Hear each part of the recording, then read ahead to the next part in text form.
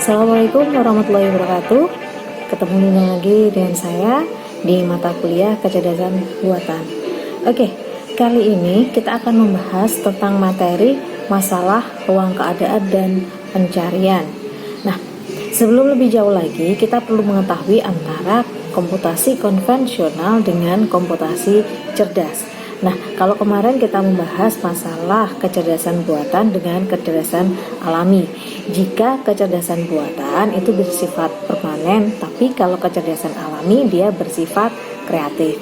Oke, sebenarnya hampir sama dengan antara komputasi konvensional dengan komputasi cerdas. Nah, tapi kalau di komputasi konvensional itu nanti kita memerintahkan komputer bagaimana menyelesaikan suatu masalah, terstruktur step by step sampai komputer menyelesaikan suatu masalah.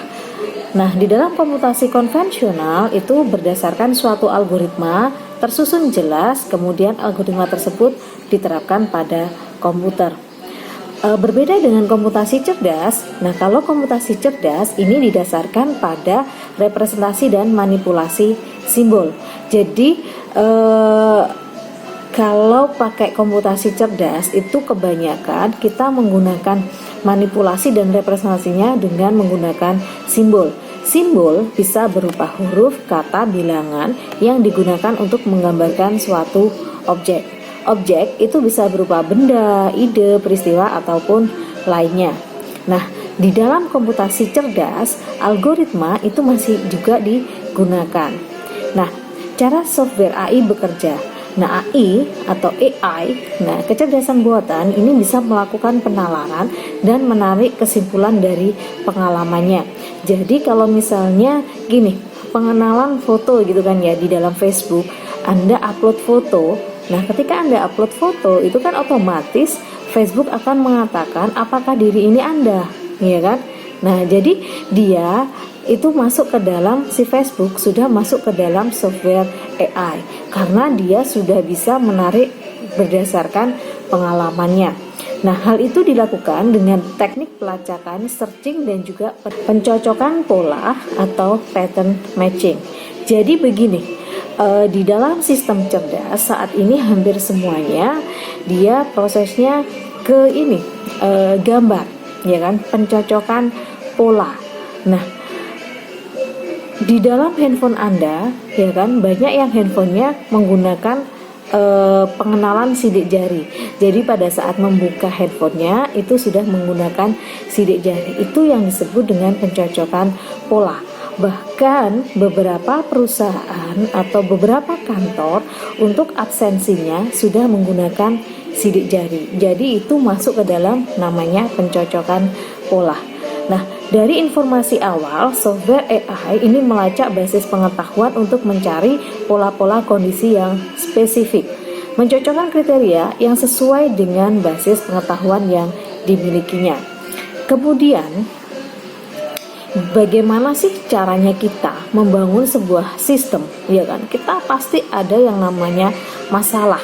Nah, hari ini kita akan membahas tentang masalah ruang keadaan dan pencarian. Untuk membangun sebuah sistem yang digunakan untuk menyelesaikan suatu masalah itu ada 3 hal. Jadi di dalam membangun sebuah sistem intinya itu ada 3. Entah Anda mau buat sistem game, sistem informasi, aplikasi A, B, C, D, E, F, G, H, dan seterusnya, intinya itu ada 3. Yang pertama apa? Anda harus mendefinisikan masalah. Jadi definisikan ruang masalahnya. Untuk masalah yang dihadapi seperti spesifikasi, kondisi awalnya bagaimana, dan nanti solusi yang diharapkan seperti apa, itu masuk ke dalam definisi ruang masalah. Jadi yang pertama adalah mendefinisikan ruang masalah. Kemudian yang kedua adalah mendefinisikan aturan produksi. Nah, membuat aturan produksi yang digunakan untuk mengubah state ke state lainnya. Jadi kita harus mendefinisikan aturan. Aturan produksi itu apa? Aturan produksi adalah semua kemungkinan yang bisa terjadi. Semua kemungkinannya itu disebut dengan aturan produksi. Baru yang ketiga itu adalah memilih metode pencarian yang tepat sehingga menemukan solusi terbaik dengan usaha yang minimal. Jadi intinya di dalam membangun sebuah sistem itu ada 3. Yang pertama, definisikan ruang masalahnya. Yang kedua, buat aturan produksi. Dan yang terakhir adalah memilih metode pencarian yang tepat. Ya, jadi intinya ada 3 itu. Dan ini Anda mau bangun sistem apapun, intinya ada 3 ini. Anda harus punya masalah. Kalau Anda nggak punya masalah, berarti Anda nggak bisa membuat sebuah sistem. Karena Anda aja nggak punya masalah.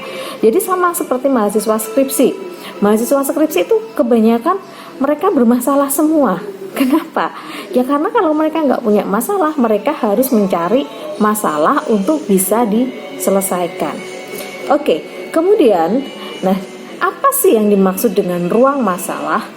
Nah, di dalam masalah utama dalam membangun sistem berbasis AI adalah bagaimana mengkonversikan situasi yang diberikan ke dalam situasi yang lain yang diinginkan menggunakan sekumpulan operasi tertentu. Jadi kadang gini, kita ngerti misalnya saya mau mencari rute terdekat dari kampus, dari UNP menuju tempat pelayanan publik yang paling dekat. Saya tahu. Nah, tapi di situ ternyata yang dinamakan dengan pelayanan publik itu ada banyak sekali. Ada rumah sakit, ada kantor polisi, ada kantor kecamatan, kelurahan, dan seterusnya. Nah, ini nanti kita bisa batasi lagi. Misalnya gini, pelayanan publik untuk rumah sakit. Misalnya ada orang kecelakaan. Di situ kita mau buat sebuah sistem. Masalahnya adalah kita mencari, kalau misalnya ada kecelakaan, yang akan kita cari adalah pelayanan publik pasti ada 2. 1 rumah sakit dan yang kedua adalah kantor polisi. Jadi bagaimana nanti kita mencari rute terpendeknya? Maksudnya seperti itu. Terdekatnya yang mana sih? Kalau ada kecelakaan di daerah ini. Jadi gini, kadang masalah di dalam masalah itu adalah kita ngerti maksudnya, tapi kita bingung merubahnya ke dalam suatu bahasa pemrograman. Kita bingung merubahnya menjadi sebuah operasi tertentu, operator tertentu, ya kan? Nah, jadi gini, sama kayak kalau misalnya kita membuat sistem kalkulator sederhana. 1 ditambah 1 itu kan sama dengan 2. Bagaimana caranya ketika nanti kita akan merubah dimana bukan 1 saja, bukan ditambah 1 saja, bisa semua angka ditambah dengan semua angka, maka kita akan merubahnya menjadi sebuah variabel di mana A ditambah B itu sama dengan C, ya. Jadi kita di dalam AI itu nanti dia akan merubah menjadi sebuah operasi, ya kan, sekumpulan operasi, bisa berupa simbol ataupun yang lainnya. Nah, ini ada contoh masalah. Nah, ini masalah klasik sebenarnya. Contoh klasik permasalahan dalam sistem Pakar itu adalah masalah 2 ember air. Diberikan 2 ember air yang berkapasitas 8 liter dengan 6 liter. Nah, kita dapat mengisi 1 ember dari ember lainnya dengan proses penakaran hanya menggunakan 2 ember ini. Ada 8 dan ada 6. Pertanyaannya adalah bagaimana kita bisa mengisikan tepat 4 liter ke dalam ember yang 8 liter. Bagaimana caranya? Ada yang tahu? Jadi bagaimana mengisi ember yang 8 liter ini tadi diisi 4 liter. Proses penakarannya hanya dari ember yang 8 liter dan ember 6 liter. Ada yang tahu? Ya. Jadi kita buat dulu deskripsinya. Yang pertama adalah kalau mau membangun sebuah sistem, pertama adalah apa? Definisikan masalah. Saya punya masalah 2 ember, 8 dan 6. Bagaimana mendapatkan 4 liter di ember 8 liter? Ini adalah masalah. Goalnya adalah 4 di ember 8 liter. Ini adalah goalnya. 1.1 definisikan masalah. Sudah. Kemudian yang kedua apa? Membuat aturan produksi. Aturan produksi itu adalah semua kemungkinan yang terjadi. Dalam aturan ini, Bu Resti ambil 6 saja. Jadi buat 6 aturan. Yang pertama adalah isi penuh ember 8 liter. Yang kedua adalah isi penuh ember 6 liter. Yang ketiga adalah tuang 8 liter ke 6 liter.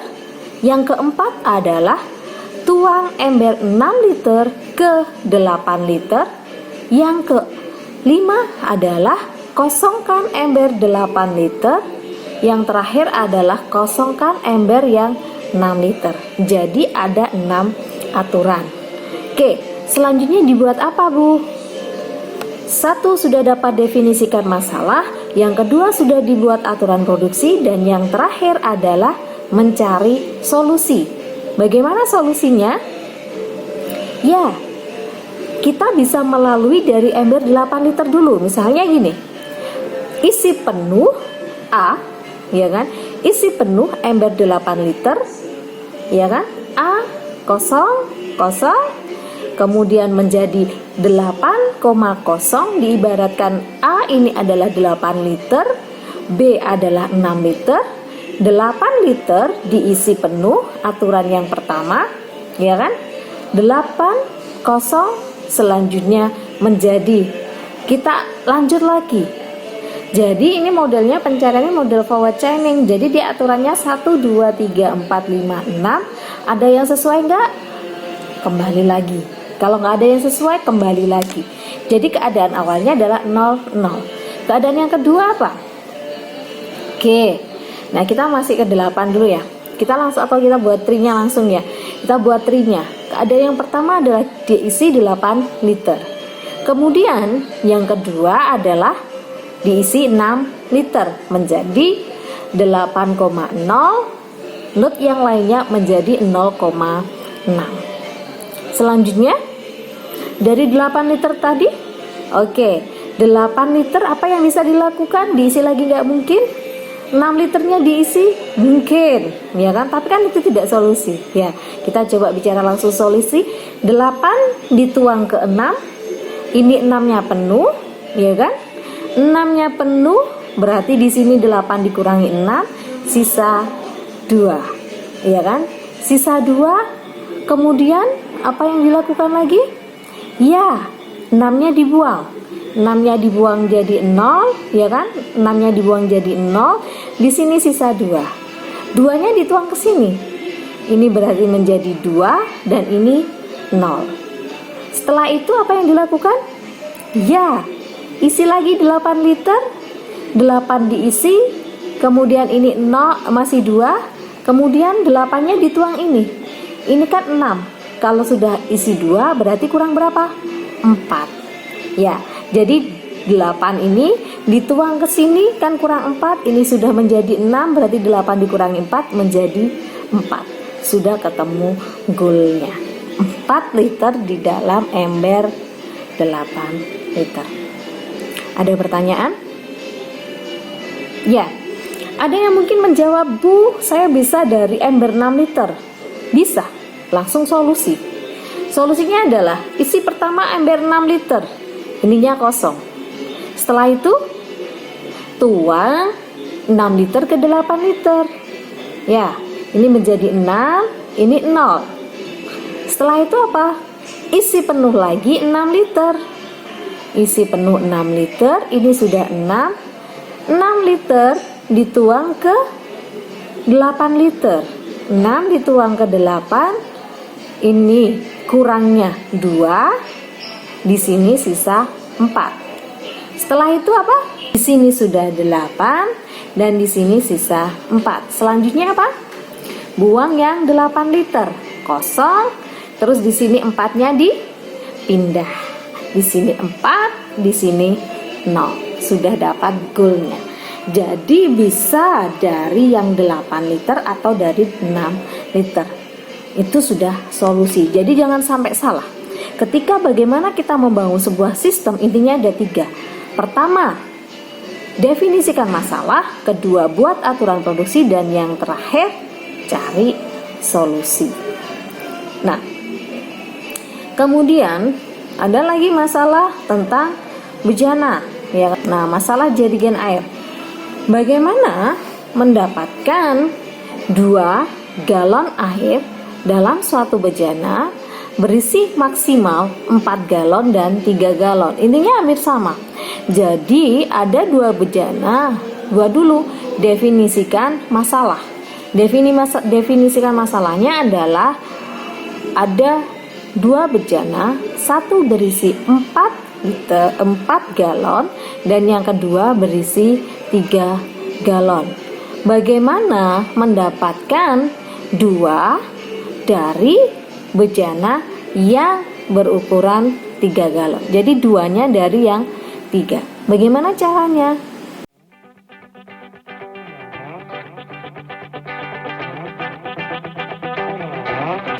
Ada pertanyaan?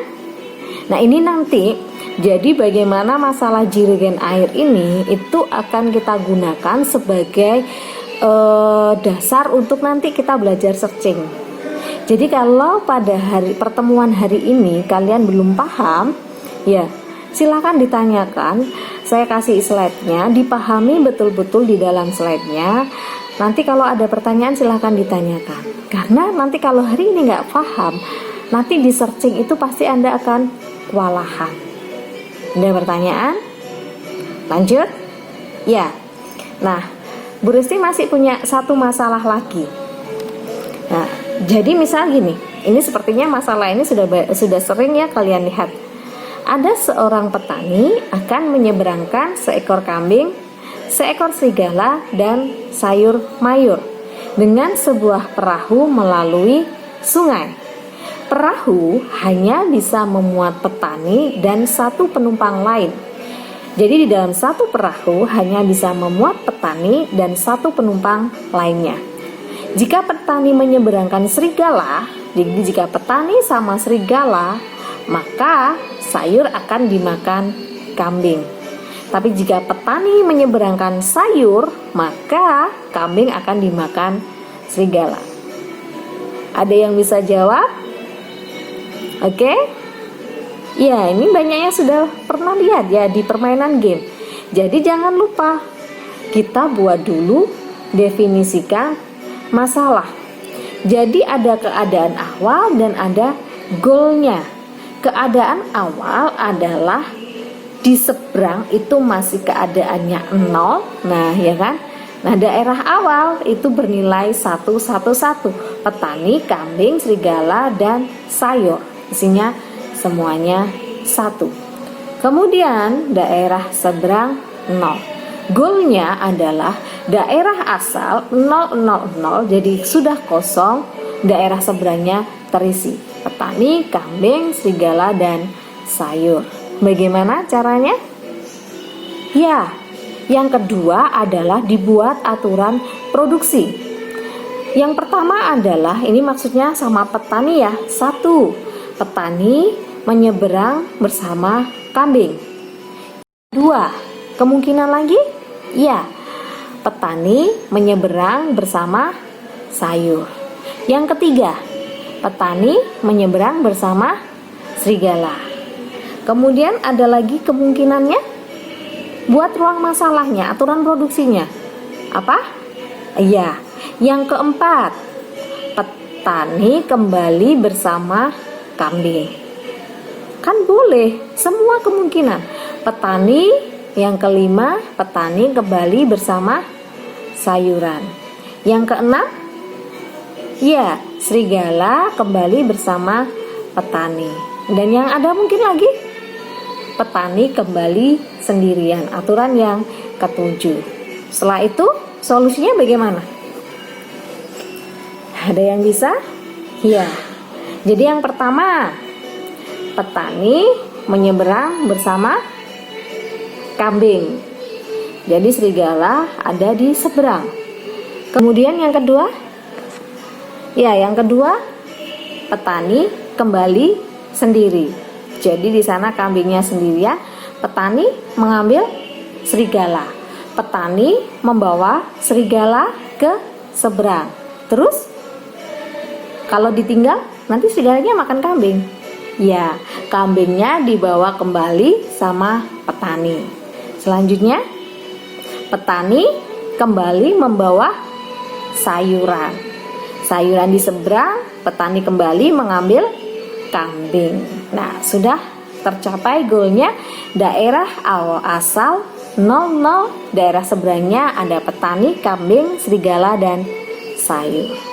Oke, tugas kali ini adalah silahkan mencari masalah. Ya, Anda mencari masalah, kemudian buat definisi masalah, buat aturan produksi, dan yang terakhir cari solusinya. Masalahnya bebas. Ya, dikumpulkan minggu depan. Siap? Oke, sekian dari saya. Assalamualaikum warahmatullahi wabarakatuh.